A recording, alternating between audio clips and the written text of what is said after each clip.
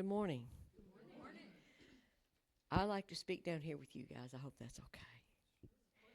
Um, so this morning, this month, we are starting a new book by Mark Nepo called The Endless Practice of Becoming, Becoming Who You Were Born to Be.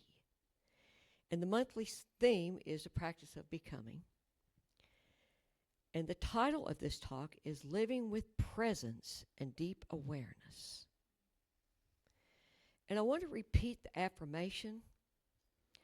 I choose to be fully present, eager to discover the wisdom at the center of each experience. That's a lot. I really like that when I read that. Choose to be present, eager to discover the wisdom at the center of each experience. So how do we be fully present? Why is that so important? What does that mean to be fully present? Are we fully present all the time? I think most of us kind of go through life, we're busy. We have lots of things that grab our attention. Especially if we turn on the news, but anyway, we won't get into that. So presence is through being mindful. We can be fully present when we're mindful, when we are mindful of what's going on inside of us. So I like to read a short definition of mindfulness. A mental state achieved by focusing one's awareness on the present moment while calmly acknowledging and accepting one's feelings, thoughts, and body sensations with no judgment. I don't do that very often. I don't think anybody. That's hard. That's, things come up and I have all kinds of opinions about it. How do we do that? But if we are constantly looking out and having opinions and we're not present within ourselves, we miss our lessons. We miss what we need to learn. We miss what the universe is telling us. So how do we achieve this mindful state? How do we do this? And we're all familiar with our practices. We talk about our spiritual practices, meditation, contemplation, walking in nature.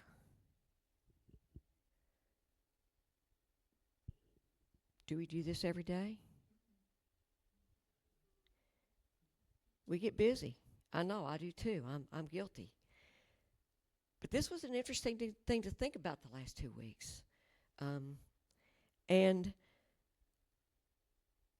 we can achieve this state little by little, I think, by doing these practices. We develop a conscious awareness of our life, of what's going on, our feelings, in touch with our feelings. Are we in touch with our feelings? Do we know what we're feeling all the time? Are we aware of that? That's what tells us where we are. That's our little messengers that tells us what's going on, is our feelings. When we feel upset, there's something that's not in right with myself. I want to read another. Mark Nepo, the guy that wrote this book, Practice of Becoming. One of the rewards for saying yes to the deep presence which opens the vibrancy that exists between all things. For the presence is how the soul breathes. And for all of the places I've traveled and all of the people I've studied, with all the books I've read and written, I am humbled to say that whatever I've learned that has come alive through personal authenticity, such presence resides in the invisible, charged space in between you and another, you and the world, you and the mysterious oneness of things. I have to tell you all an experience. I have goats, and I live out in the country, and I was my sister lived next door, and I was visiting her, and we don't always see eye to eye on things. So when I was walking across a pasture back to my house, it's this big open pasture, and everybody, the goats were out grazing, and I closed my eyes, and I thought, okay, I can return to my peace whenever I want to. And I closed my eyes, and I did a walking meditation across the pasture. And I was in that place of, in the present moment, meditating with Spirit. And I was walking across the pasture, and all of a sudden, I felt something. I had my eyes closed. I felt something touch my hand. And I thought, what is that? It had to be an animal. And I looked down, and it was one of my favorite goats. Her name is Angelina. She felt that energy. It opens the pathways, the community. She felt that energy, and she was right there smelling my hand. And it was so funny because when I looked at her, she looked at me, and she took off running. She didn't even know what she did. She wasn't aware of what she was doing. It was like this automatic thing. And I thought that was beautiful. So that really does do that. It connects through the invisible. And the other thing I want to talk about is embracing our experiences when they're not so good. When our experiences may be painful, when somebody may say something that feels like it hurts, or somebody does something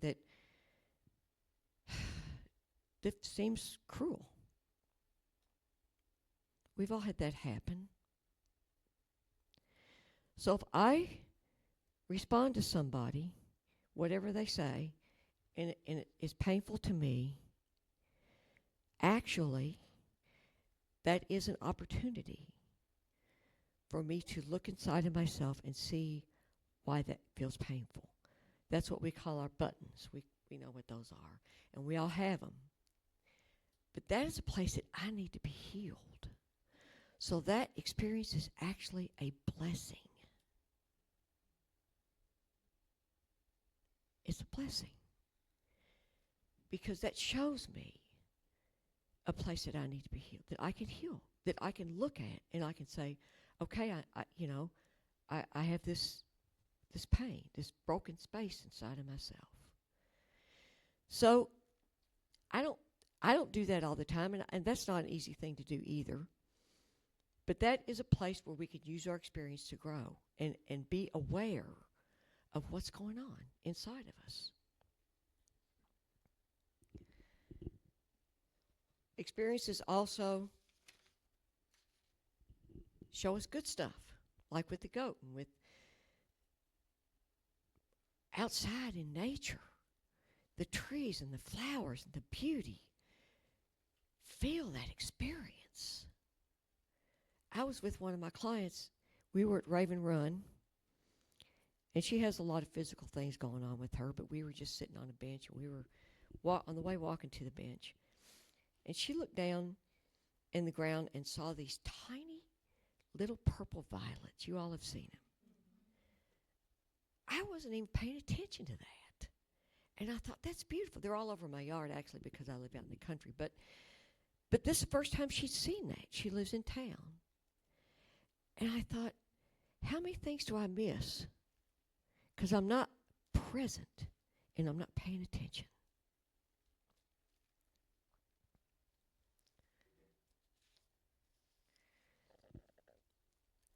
I want to read a reading from The Way of Mastery.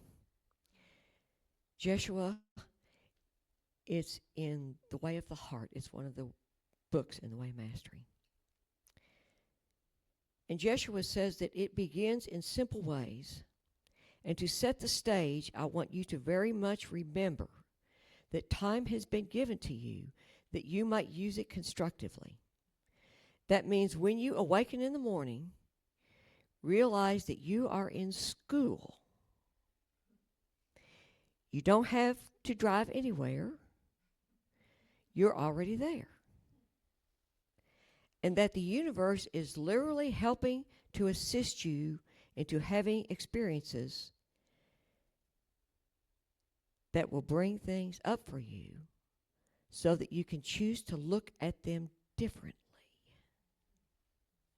thereby discovering the great power within you to choose what you want to perceive, to elicit only what you want to feel. So again, that even if nails are being driven through your hands, you finally are liberated in the power to choose love and therefore to overcome the world. And I want to tell a short story. It's Easter, so I have to tell this story. And everybody's familiar with the Easter story. But this is a part that nobody knows because it's not even, I don't think it's in the Bible. But it's in the Way of Mastery. And when I first read this, it was very emotional. Anyway. So when Joshua was on the cross, and the Roman centurion was putting the nails in his hands, he was in the moment. He was right there, present in that moment. And he looked in the eyes of the Roman soldier, and he saw his soul. And he felt compassion. And he felt love. And he gave this Roman soldier compassion and love while he was putting nails in his hands. And the Roman soldier dropped the hammer. And he got down from the ladder and he wept. And he changed his life. This is powerful. Love is powerful. When we can take any experience, no matter what it is, no matter what it feels painful, and feel the love that is the truth of who we are and the truth of each one of us, see the truth of that other person no matter what they're doing. Joshua knew the truth of that man. If we could do that, imagine what would happen in this world.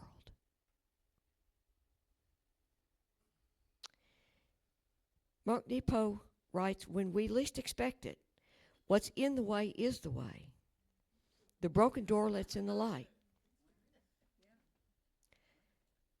The broken door lets in the light. The broken heart lets in the world. Like shattered fruit, our broken plans attract the angels who feast like songbirds on the sweetness we've hidden, now finally in the open. And so we grow. And I have to tell a story about one of my clients in jail. And all of the people in jail are at that broken place. And there's some people who ask for our services. I work for mental health for New Vista. And they ask for our services.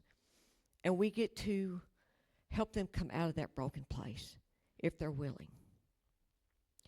And one of my clients the other day, when I first talked to him, he had this whole story of he's had a lot of things in his life go on. He's not been, all the things he's done he's proud of. He's had a lot of experiences, a lot of hard experiences. And he said he's never thought about spirit or God or anything like that. He's never, ever. And it is amazing. I want to mention that when people go to jail, they all read the Bible. That's the only book in there. The Bible and the Quran are the two spiritual books in the jail cell. And they all turn to spirit because they know that's the answer. They search. So anyway, this person, he did something, and they use isolation they use that a lot. So they put him in isolation for 2 weeks. That's a hard deal. And the only thing in isolation is a mat, a blanket, a Bible, and a commode. There's no TV. There's nothing in there. Except they put the Bible in there, and they put a bed and a blanket. And he said that he was in there all alone by himself. And I don't know what came over him, but he got on his knees. And he said, I felt the most amazing peace that I have ever felt in my life. I have never felt that kind of peace. He has 65 years hanging on him over his head.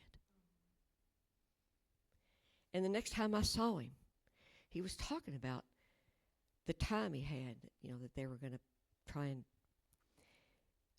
I said, well, you seem awful peaceful for that.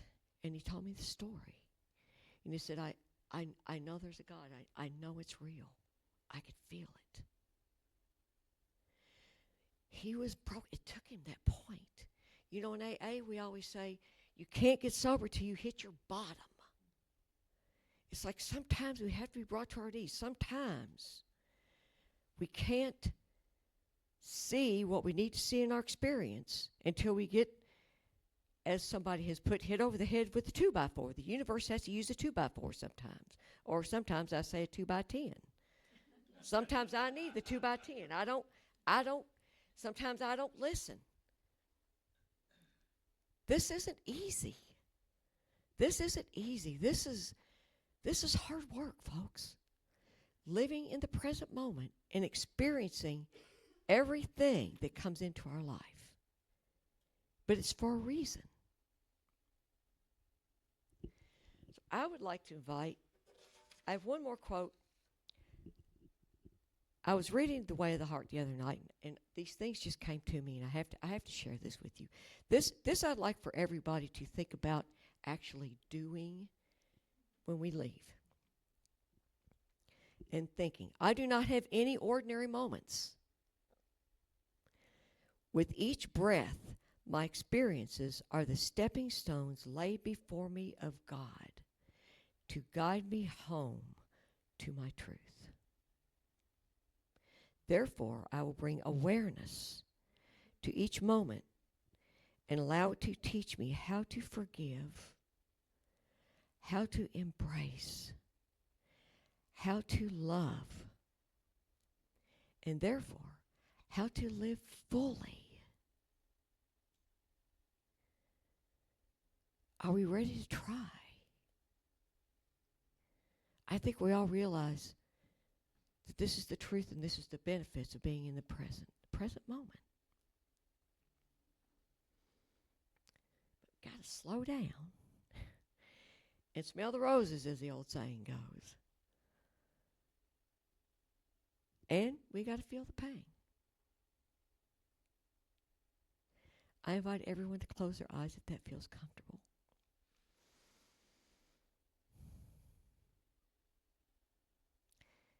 I invite you to go into that space inside of you that is peace, that is love.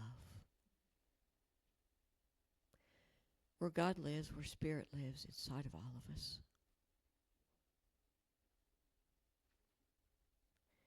And just feel that space, feel the love and the peace. That is the truth.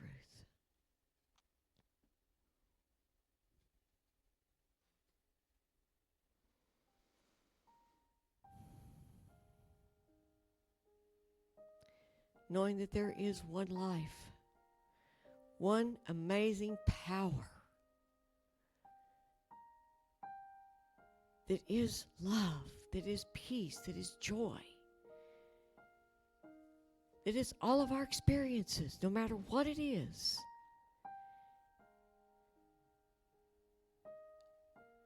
It is always there, always drawing us to itself, to this truth of love.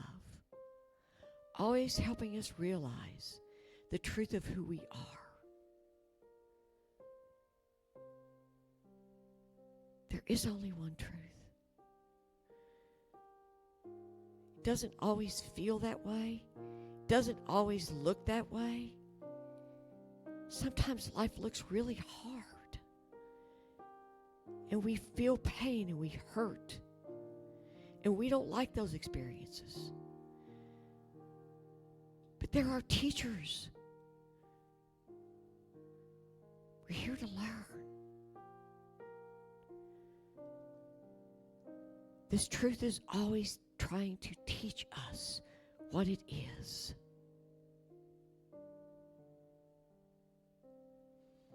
We are the love that God is. We are the peace that God is. We are the power that God is. I am grateful for this truth, knowing that it is always so. And I leave this truth, this prayer, into the law of the universe. And so it is. Amen.